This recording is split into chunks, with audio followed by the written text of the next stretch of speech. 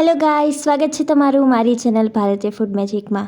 આજે હું તમારા સાથે શેર કરવાની છું દમ આલુની રેસીપી। અને આ ગ્રેવી એકદમ જ અલગ હોય છે અને એનો ટેસ્ટ ખૂબ જ સરસ લાગે છે। બીજી બધી સબ્જી કરતાં આ સબ્જીનો ટેસ્ટ એકદમ યુનિક છે। તો ઝડપથી એની પ્રોસેસ જોઈ લઈએ।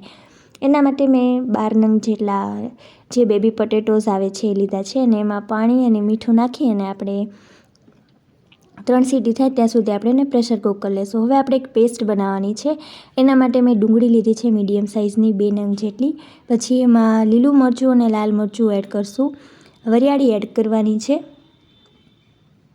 કાજુના ટુકડા એડ કરશું 6 થી 7 જેવા, અને લસણ એડ કરશું 8 થી 9 કળી જેટલું। અને પછી એમાં 1/4 ટીસ્પૂન જેટલું આખું જીરું એડ કરવાનું છે અને થોડી ચપટી એવી હળદર એડ કરશું। અને પછી એમાં 2 થી 3 ચમચી જેટલું પાણી એડ કરી અને એની ફાઇન પેસ્ટ તૈયાર કરી લેવાની છે।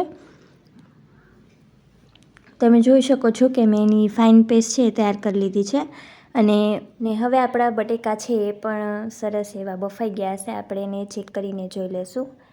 અને તમે જોઈ શકો છો કે આપણા બટેકા છે એકદમ સરસ બફાઈ ગયા છે। અને હવે આપણે એને સાઈડ પર રાખી દઈશું અને હજી આપણે એક બીજી ગ્રેવી તૈયાર કરવાની છે। એના માટે મેં 3 નંગ જેટલા ટમેટાં લીધા છે અને એમાં થોડું એવું પાણી એડ કરશું અને પછી આપણે એને ચડવા દેવાનું છે। એટલે ટમેટાં છે એ સરસ એવા સોફ્ટ થઈ જાય અને એ કૂક થઈ જાય ત્યાં સુધી આપણે એને કૂક કરી લેવાના। અને પછી આપણે એને ઠંડુ કરી અને એની પણ આપણે ફાઇન પ્યુરી તૈયાર કરી લેવાની છે। અને આ પ્યુરી કરીને આપણે એને સાઈડ પર રાખી દઈશું।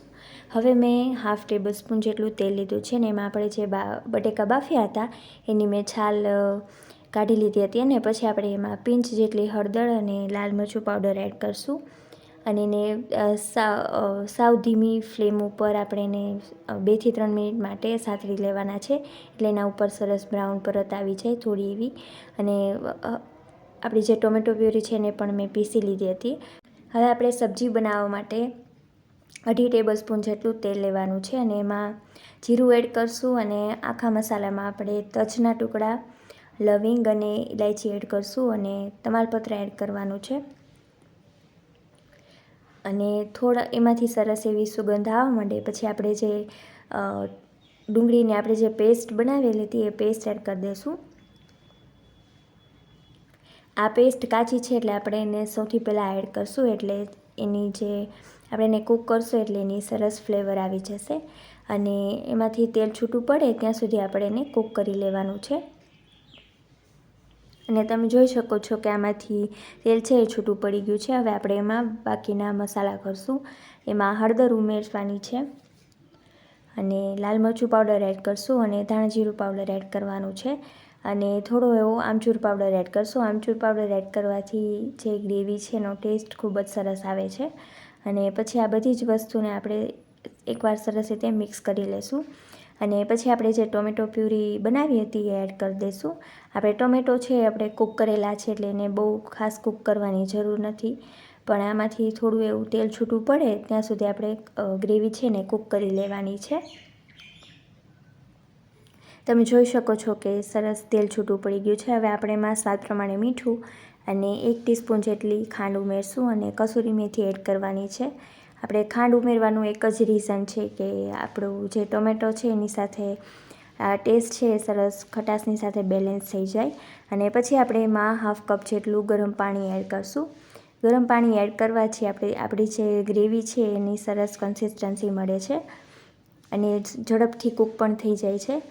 પાણી એડ કર્યા પછી આપણે ગ્રેવી છે ને થોડી એવી કૂક કરી લઈશું અને પછી આપણે જે બાફેલી બટેકી છે ને સાતળી હતી એ બાફેલી બટેકી એડ કરી દઈશું। એટલે જે ગ્રેવી છે એની ફ્લેવર સરસ બટેકીમાં આવી જાય। એટલે આપણે બટેકી એડ કર્યા પછી સબ્જીને 5 મિનિટ માટે ધીમી આંચે આપણે એને કૂક કરી લઈશું।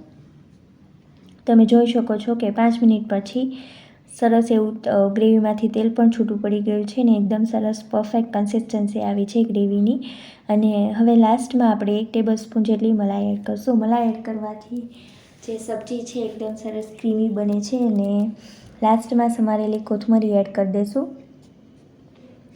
અને કોથમરીને મલાઈ એડ કર્યા પછી સબ્જી છે ને એકવાર સરસ રીતે આપણે મિક્સ કરી લેવાની છે। અને આ સબ્જી છે ને આપણે પરાઠા, નાન, રાઈસ સાથે આ સબ્જી ખૂબ જ સરસ લાગે છે. અને હવે આપણે એને સર્વિંગ પ્લેટમાં સર્વ કરી દઈશું. અને સબ્જી છે ને મેં મલાઈ અને કોથમરીથી ગાર્નિશ કરી છે. અને તમે ઘરે આ રેસીપી જરૂરથી ટ્રાય કરજો અને તમારા રિવ્યૂઝ મને કમેન્ટ બોક્સમાં જરૂરથી જણાવજો.